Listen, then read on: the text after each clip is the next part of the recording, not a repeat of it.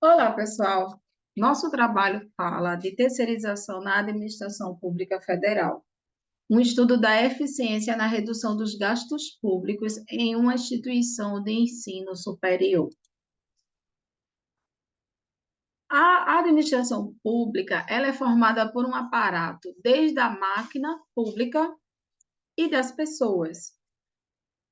Esse conjunto de insumos são necessários para a prestação de serviços públicos, muito estudado no ramo do direito administrativo, e tem os seus fundamentos pautados no princípio da eficiência, justamente aquele princípio que vai trazer para o Estado as práticas da administração privada com foco de redução dos gastos públicos.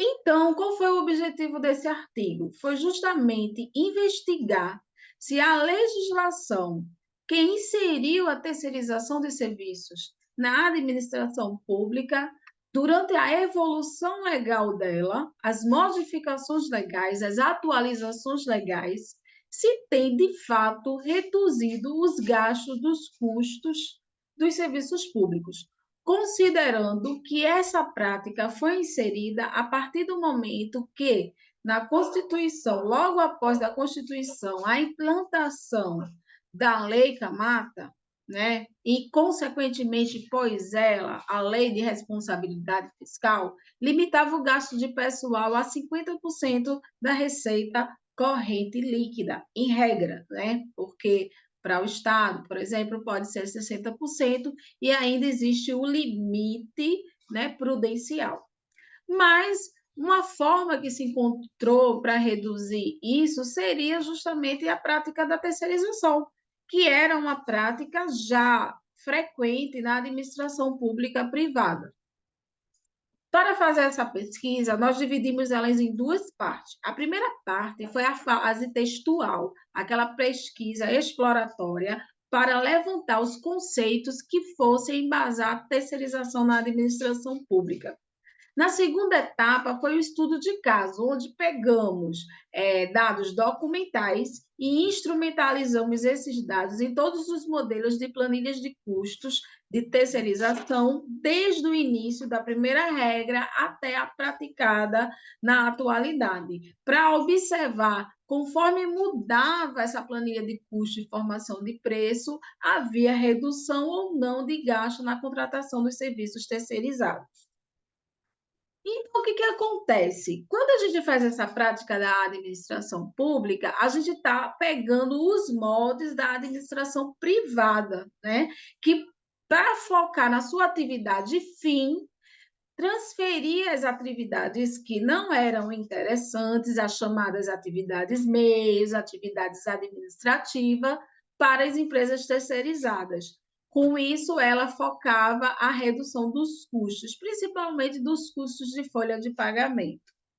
Então, esse modelo de terceirização que vai ser transferida para o setor público com o mesmo intuito, para a redução de gasto com mão de obra, para aquela redução daquele gasto. E aí a administração pública focaria na atividade fim. Se fosse um hospital, focaria no serviço de saúde. Se fosse uma universidade, focaria no ensino de educação. E assim sucessivamente, conforme seu tipo de função de gasto. Então, essa nova administração pública, ela justamente transfere essa atividade de terceirização do setor privado, eliminando as conhecidas atividades meios, que deixaram de ter concurso para ela. Então, a gente contrataria ela pela terceirização. Óbvio que terceirização ela já existia no passado. Se fossem lá pesquisar nos primórdios, a gente vai ver que no decreto 200 de 1967 já havia a possibilidade de terceirizar o serviço público. Na atualidade, nós somos regidos por portarias, nós quem? Os órgãos federais. Então, a partir de 2008, a Instrução Normativa número 2 foi a primeira instrução que implantou a planilha de custo e formação de preço para cálculo de contrato de serviços terceirizados.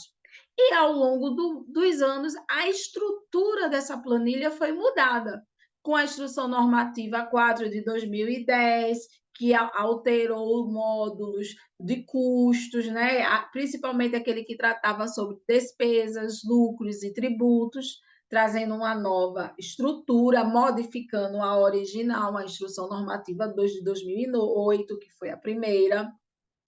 Em seguida, veio a Instrução Normativa número 6, de 2013, do Ministério do Planejamento, junto com a Portaria 7, de 2011, que vem também aí, nesse caso, já abordar uma nova estrutura de planilha.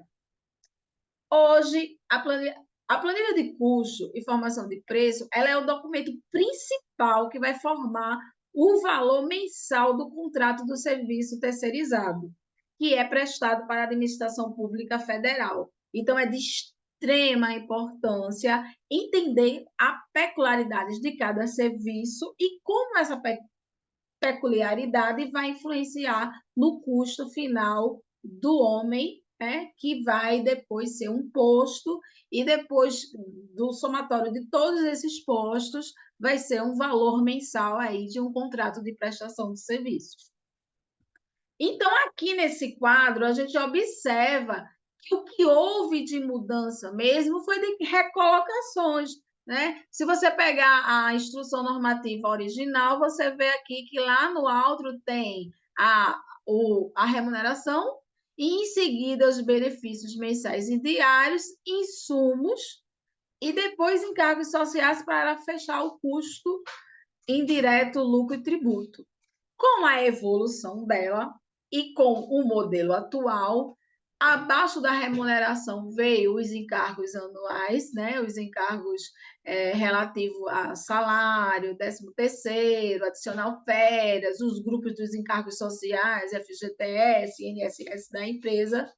Se criou uma parte somente específica para provisionar aquele empregado, né, aqui que vai ser demitido, né, e que a gente coloca em conta vinculada, se trabalhar em conta vinculada, ou fato gerador, paga à medida que vai sendo demitido, e criado também o grupo aí da reposição do profissional ausente, finalizando com os insumos diversos e depois os custos indiretos, lucros e tributos. Então, a gente percebe que a estrutura ela muda, mas as rúbricas permanecem.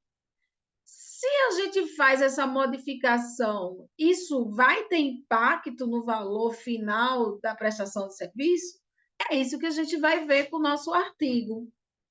Então, vamos ao resultado. Aqui a gente tem cada quadradinho desse vai mostrar como evoluiu determinado grupo, né, de gasto na planilha de custo e formação de preço a cada instrução normativa, passando de 2008 até 2017. O que é que a gente observa nesse primeiro gráfico?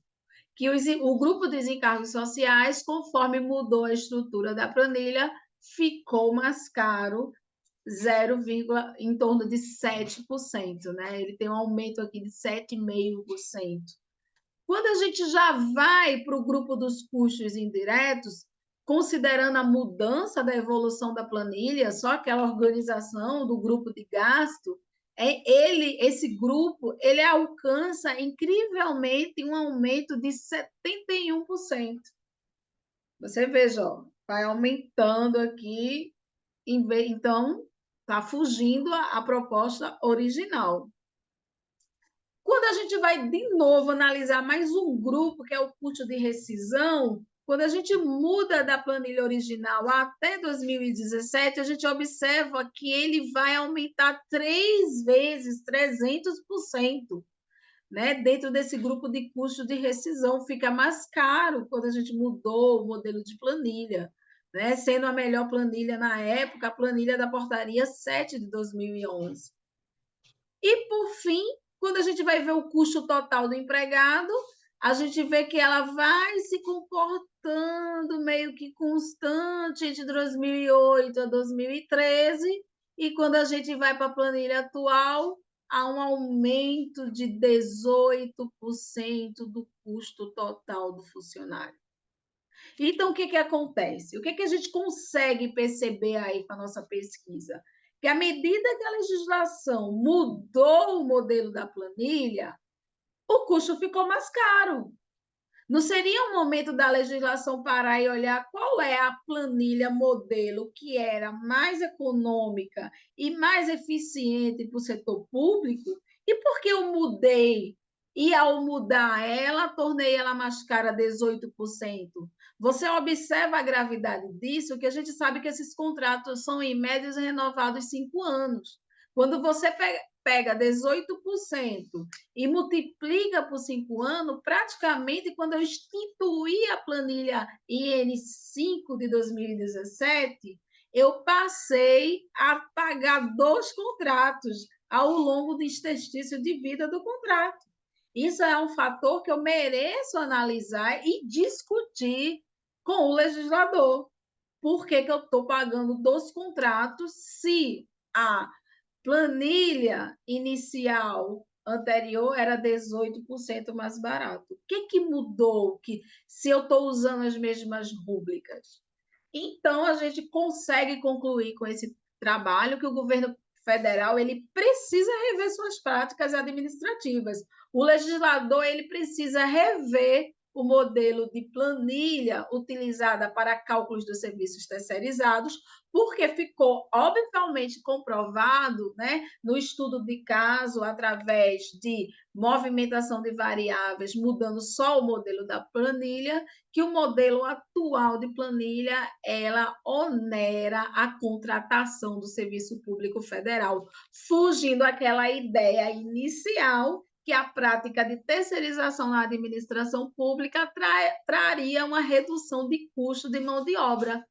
Não ficou provado. Mostrou que o custo de mão de obra, eu praticar a planilha de custo e formação de preço na administração pública federal, pelo fato de eu mudar constantemente sua estrutura, a estrutura atual aumentou em 18% esse custo para o serviço público, e que, quando a gente considerar esse 18% de aumento durante 5 anos de contrato, a gente vai ter praticamente pago 12 contratos. Então, fica aí a discussão para ser levada, até ser comparada com as planilhas praticadas nas instituições privadas e também ser comparada com as planilhas praticadas em outras esferas da administração pública, como Estado e município, considerando também que existe uma liberdade para as empresas de economia mista também ter outro modelo de planilha e verificar se lá existe, de fato, a economicidade e a eficiência na redução dos gastos públicos. No nosso trabalho, observando que a IN atual não traz essa eficiência, não traz redução dos gastos públicos, onera em 18%, e quando repactuado e renovado por 5 anos, a gente vai ter pago 2 contratos. Deixo aí aberta a discussão e fico aí aguardando as dúvidas dos que vão assistir a essa apresentação. Obrigado pela atenção e fico aí aguardando aqui nossas referências bibliográficas, né? E até estou aqui online esperando vocês para nós debatermos.